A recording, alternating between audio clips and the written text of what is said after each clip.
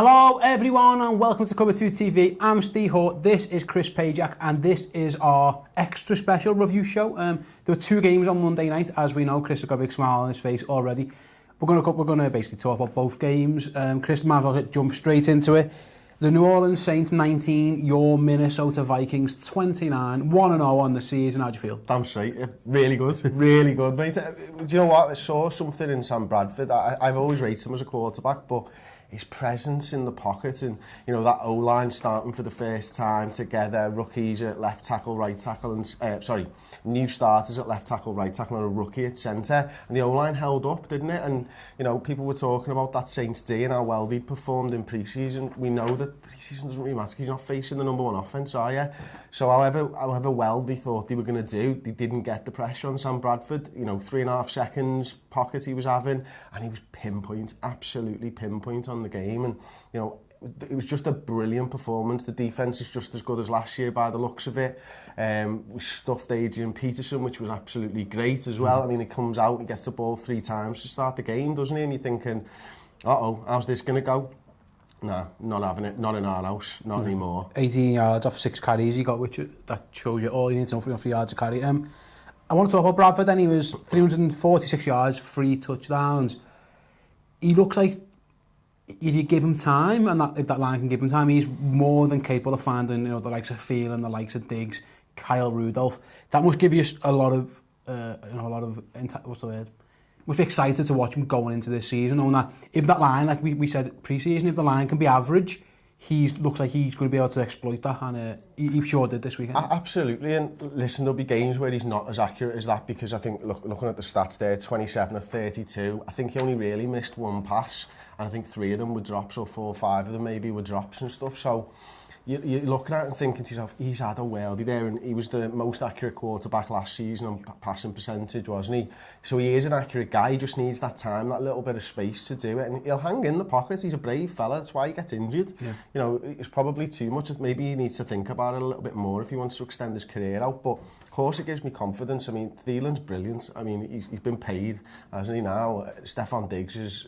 He's a star, mate. He's an absolute stud, like, and Kyle Rudolph is a good tight end, and one that probably needs to kick on a little bit. He's been there or thereabouts for a couple of years now, but I think he wants to be spoken about as one of the top tight ends. We need to improve a bit to get there, but you know, if we can move the ball like the way that we did, how many plays we had over 20 yards in the passing game? I think it was 8 plays over 20 yards. Thielen was averaging like 17 yards a catch. Diggs was averaging around 13 yards a catch, and I want to come on to Dalvin Cook. Was it 22 carries, 127 yards? To me, it looked like it was a case of he got stuffed, but then it was a big break run. Was that how it felt to you? Like it wasn't a sustained 5 yards. It was very much boom or bust. But you can live with that, because last year you wasn't even getting that from the likes of McKinnon and obviously, you know, Latavius. Yeah, I think you're right. I think, you know, he was getting 3 yards probably on average a carry. He was not losing yardage, which is massive, I think, in the running game.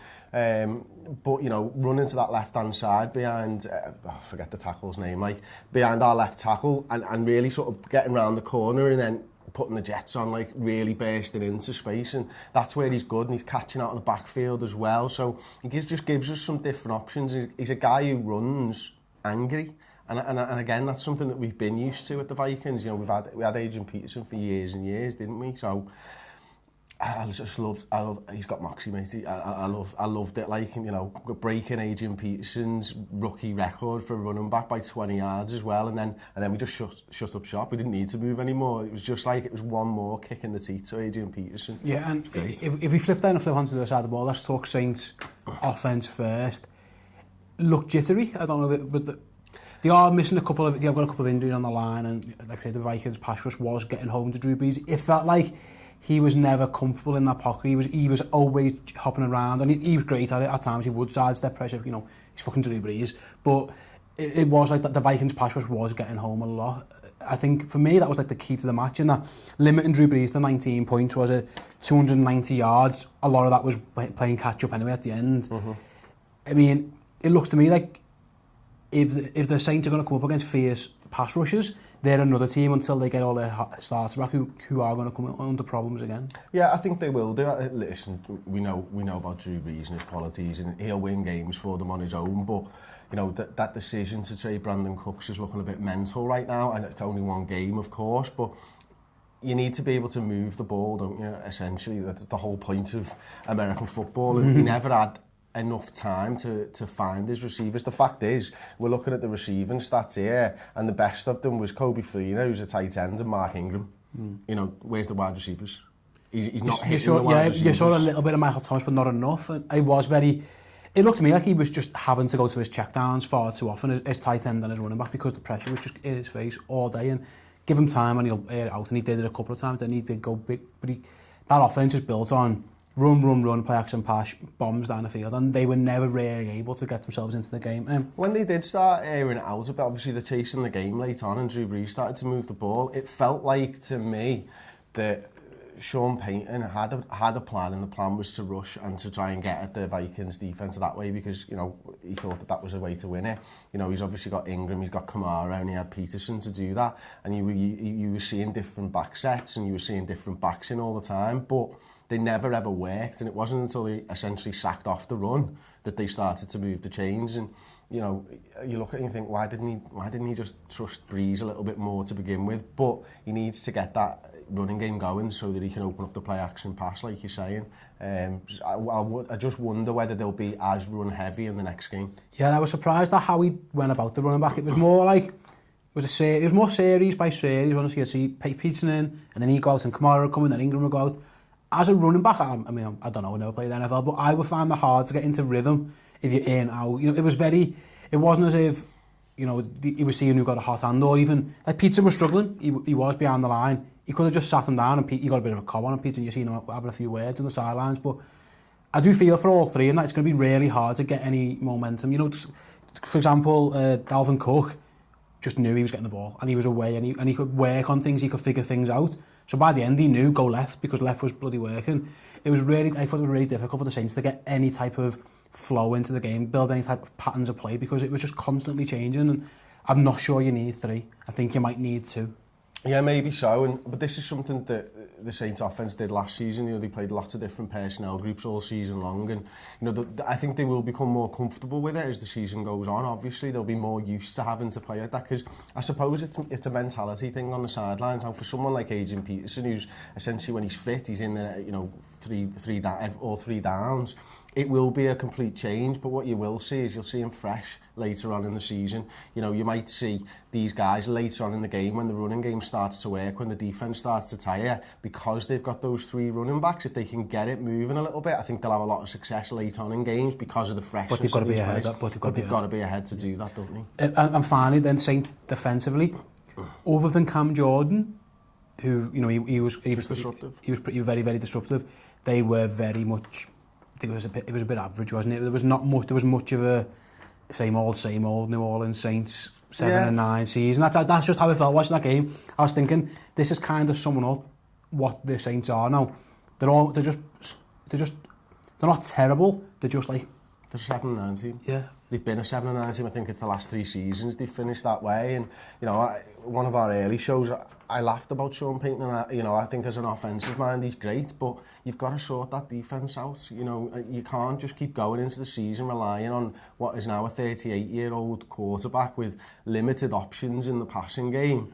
You know, spread that money around, start strengthening your defence, start putting money into it, because they don't put enough into it, and you see results like that all the time. Yeah.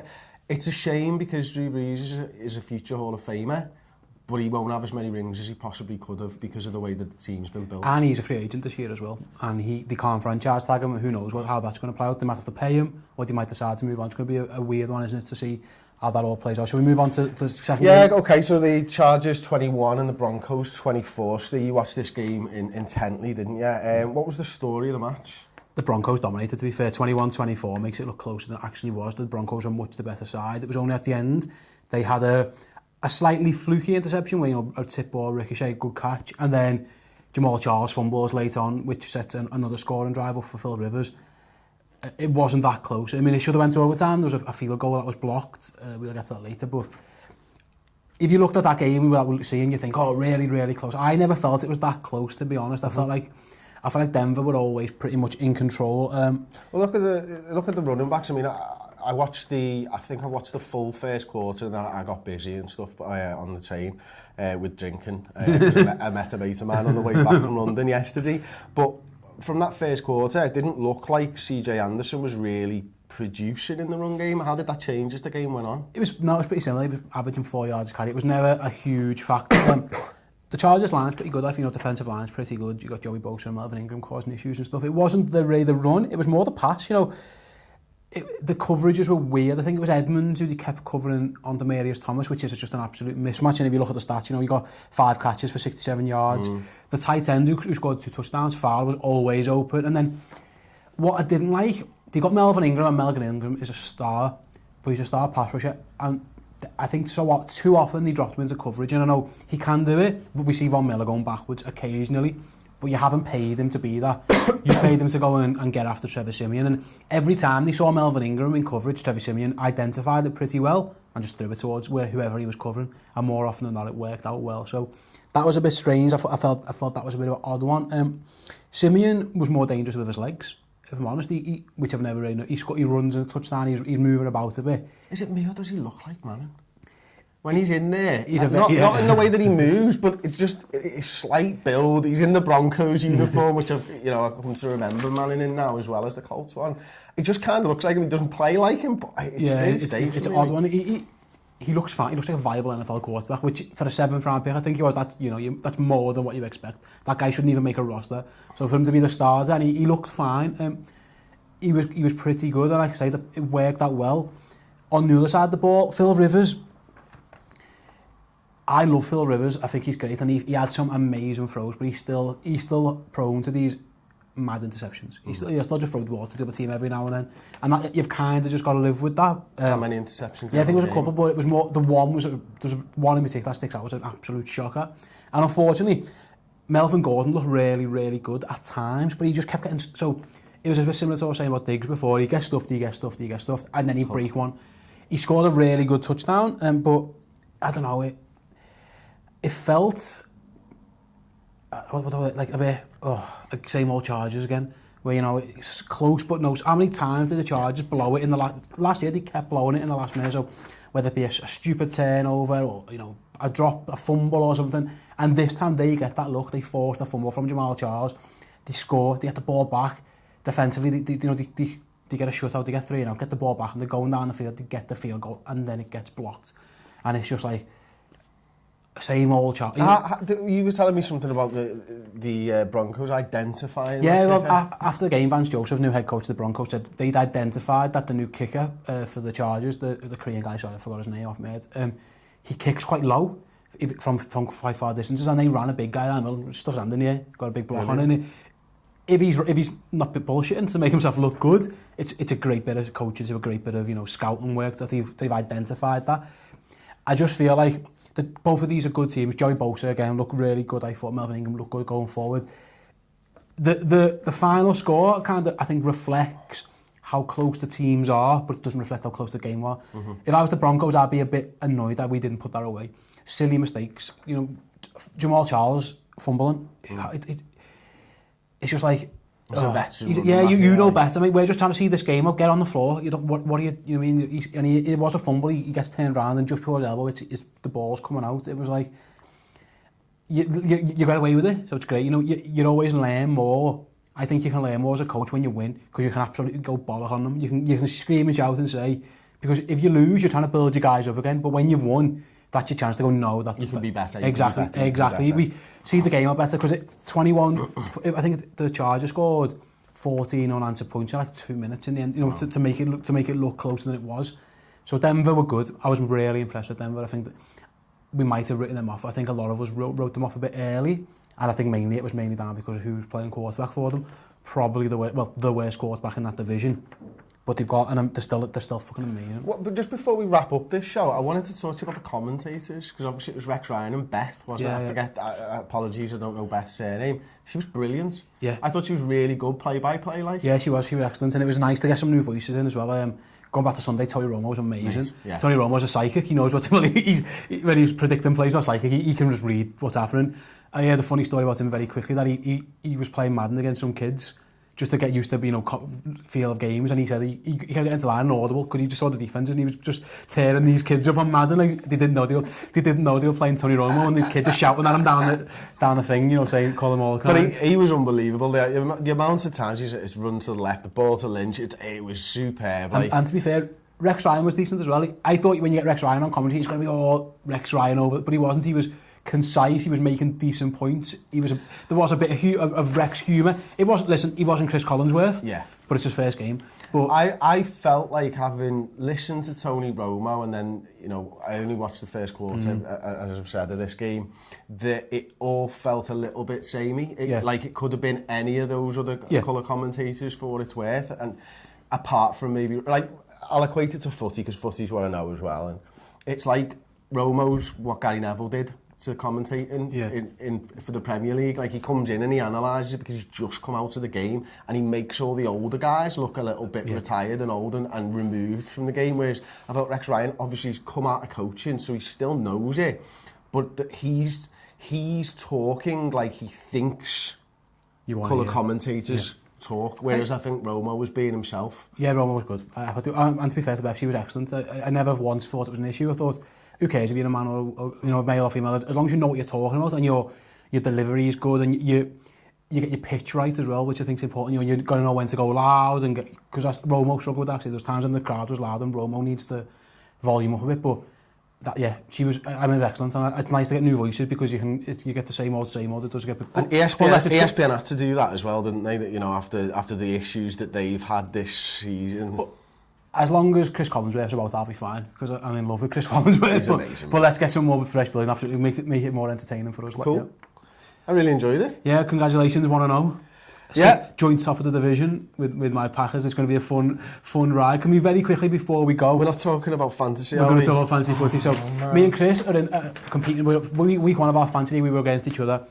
Chris has Drew Brees as his quarterback, and I've got Dalvin Cook, and I was ahead. So Chris was in a very... Do you want to explain what situation you were at the end of the game? But that was it, really, wasn't it? I'm looking at it, and actually I had the Vikings defence, and I had Drew Brees. So there's a little bit of... anyway, you've got Dalvin Cook, and I'm looking at it before the game, and I'm thinking, I can win this game, but can the Vikings win if I beat Ste? And I was like, I want the Vikings to win. But I was just thinking to myself, air it out, Breeze, at the end of the game. The game's safe. Start getting some touchdowns for me, man. I need this. I lost by 3 points. Like, get Latavius Murray would have been sound. Get Latavius Murray in a bit more. But no, it didn't work. So yeah, I'm 1-0 against Chris in that fantasy league. What about the Pick'em? Do we do Pick'em? We'll talk about Pick'em. Yeah, let's talk about Pick'em. Chris got 10 games out of the 15 right. Yeah, man. And I got 8 games out of the 15 right. So you're well ahead in our Pick'em. And like I say, our Pick'em league is available. Keep an eye on the description below. We'll put it in there. If you're not joined, come and join us already. Well done to the guys who won. I think one guy got like 14 out of 15. Wow. Which was amazing. Well played to that guy. I should have remembered your name, but I didn't. So let's wrap up there then. Keep an eye on the channel. We're going to be previewing all the week 2 games.